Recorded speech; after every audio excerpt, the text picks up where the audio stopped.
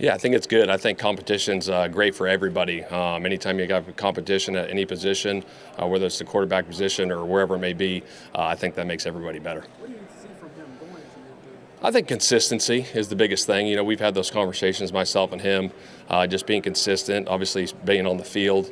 15 games the last 2 years. He played 11 last year, did some really good things, but just looking for the consistency. Right now he's working with Tom House down in Florida. Who's that? Tom House. Okay.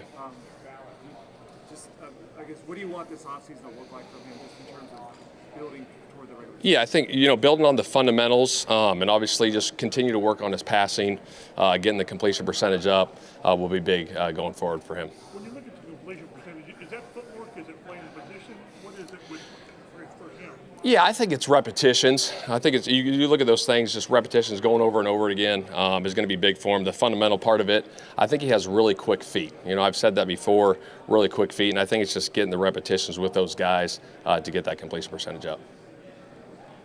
You got Lou in-house. Yeah. How much did your history going against him factor into you wanting to look into him?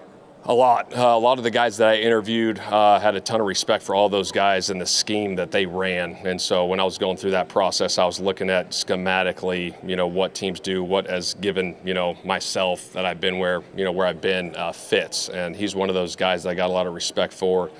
He's multiple on the back end, tight coverage, press man stuff, which, will be good for us, a good switch up for us.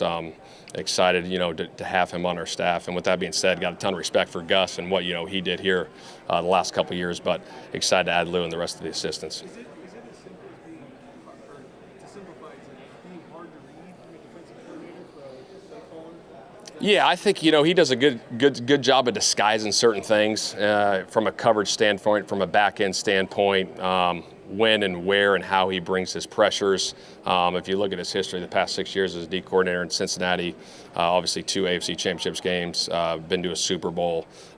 He's done a lot of really good things.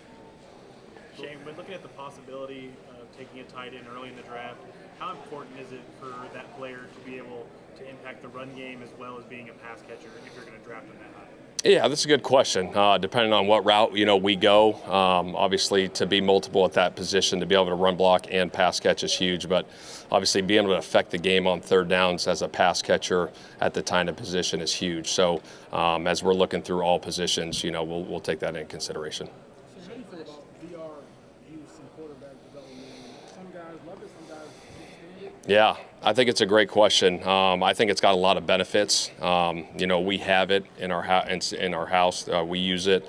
I think it's really good. It really is. It puts you in the game. I've done it, and it's pretty interesting. Obviously, you're not getting hit. You don't have pads on, but you can set your plays up and put your exact playbook on there versus certain defenses, and you can put yourself into the stadium. Like shoot, we're playing at Lucas Oil. It shows Lucas Oil Stadium, the guys you're going against. So to get those extra reps are huge. I think it's awesome. Has AR used it? Yeah, he uses it. Yeah, it's great. Shane, last year you guys had the smallest or one of the smallest staffs. What's your philosophy on how you construct your staffs, your assistants? How do you want to designate them? Yeah, that's a great question. I think it depends, on what you're looking for from a staff standpoint. Obviously, you have your position coaches, and along that you have assistants with your young assistants. I think as long as you hire assistants and young assistants and you have a role for them, I think that's very beneficial. But if you're just going to hire guys and not have a role for them, I don't think that does you any good. So every person that we hire, we have a plan in place before we hire them and make sure their role is clearly defined. You were an assistant before you became a head coach. How have you seen maybe the size of staffs grow? Is it a good thing that they continue to get bigger? Yeah, it definitely has grown. I think some staffs are bigger than others. You go around and, talk to other people, what's the benefit of having bigger staffs? And I think it's really what you're looking for and what you need from that standpoint and what their role is going to be, like I said earlier. So I think that's the biggest thing is understanding what the role is. And, hey, we might need someone to do this, and we don't have another hand for that. We need to hire this person to do that. And I think that's kind of how staffs continue to grow and get bigger. Shane, with Lou, there's the system, but then there's also getting more out of individual players. Do you think there's anything that he does that may be able to bring that out of some guys? Yeah, I think, just, going through the interview process and being with him the last couple of weeks, he's got great energy about him. And I think he'll be able to really connect with our players and use our players' strengths. I really do. And I think he did a hell of a job with that in Cincinnati. And, going through and looking at his game plans, the biggest thing, that I've seen over the years, he's always got a plan to take their best player away. And so you go into these big games or wherever it may be, he'll have a plan, to win the game for that. Forrest Buckner made some comments late in the season about how he felt like ego, complacency with some of the issues on defense. Chris talked about changing the roster over to maybe add more competition. I guess from your standpoint as a coaching staff, what can you do to address that? And was that at all a factor in deciding on a defensive coordinator? Yeah, I think, when those things happen during the season, you get comments like that. Obviously, when that stuff does happen in the season, we nip it in the butt quickly. But I think, you look at your roster and you look at competition, and adding competition is great. But to flip the whole roster over and change the whole roster, that's not realistic. So we're working through that. We're looking at free agency and we're looking at the draft. Shane, the assistants that Lou hired, how much of a role did you play in that? What strikes you about those guys? Yeah, I think anytime you hire either whether, your offensive head coach, you hire a defensive guy, I think it's important that he has some guys that he feels comfortable with. So as we were going through that process, obviously he knew some of the guys we were bringing in. Obviously we interviewed them and just make sure it's the right fit. There's a lot of good coaches out there, but we want to make sure that we got the right fit so they can gel together and the chemistry is going to be good.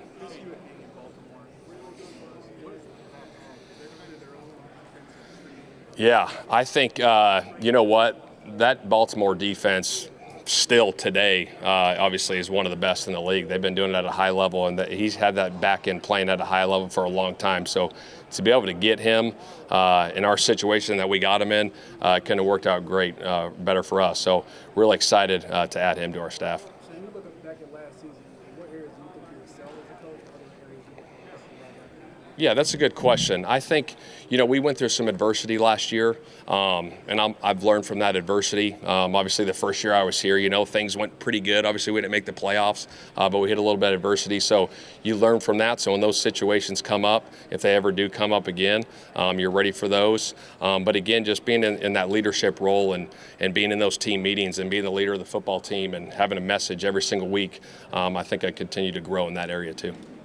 There was a lot of conversation about culture throughout this past season. How are you looking to bolster that within your players through free agency, the draft, and this offseason? Yeah, I think that's a good question. I think culture is about winning. You know what I mean? I think it comes down to winning a lot, but obviously you got to cultivate that culture with the players that you have in the locker room and the coaches leading the charge. So, you build that through the off season, you build that through spring, you get into training camp, and you really build your identity that way. You've kept the same coaches around Anthony. Do you feel like the message needs to change from those coaches, or what do you feel like needs to happen there? I think this, with a young quarterback, I think continuity is important at that position with a young guy. Obviously playing, 15 games in the NFL, hearing that, those same voices. I got a lot of, respect and confidence in Cam and Jim Bob and the work that they do. They're really good coaches. So to have another year with those voices in his ear, I think will be beneficial. A couple more for Anthony, like knowing it's an open competition, going into year 3. I think every year is like that in the NFL. You know what I mean? You got to show up and play. You know what I mean? Every year it's pressure situations, and you got to show up week in and week out and put on your best performance. 2 years ago, you guys had a lot of success in the run game, having Zach Moss back there and being able to have somebody to take some of the pressure off Taylor's plate. That wasn't as much of an emphasis this past year. Is that something that going into this offseason you guys would like to find a way to replicate, or is what? Yeah, I think obviously Jonathan Taylor, as we know, is a really good player. He's our bell cow, and to add pieces behind that, obviously we'll look into that. To add some guys there, and then we'll go from there. But I thought he ran it well this year. I think we finished 8th in rushing this year, but to add some more pieces behind him will be big. So would you like to have like a Joker type pass catching back? What's a joker?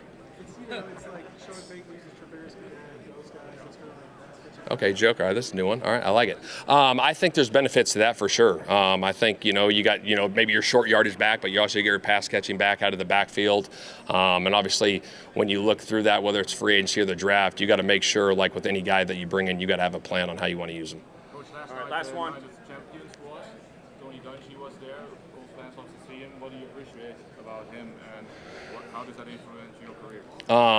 You know what? I got a ton of respect for him. I've had, multiple conversations over the past couple of years with Tony. The work that he's done, the human that he is, the humility that he has, you can just see it. I saw a few things, this morning, just looking at some of the clips from last night, just how much the players loved him. And they just wanted to play hard for him. So a ton of respect for him, and, got a really good relationship with Tony. All right, thanks, guys.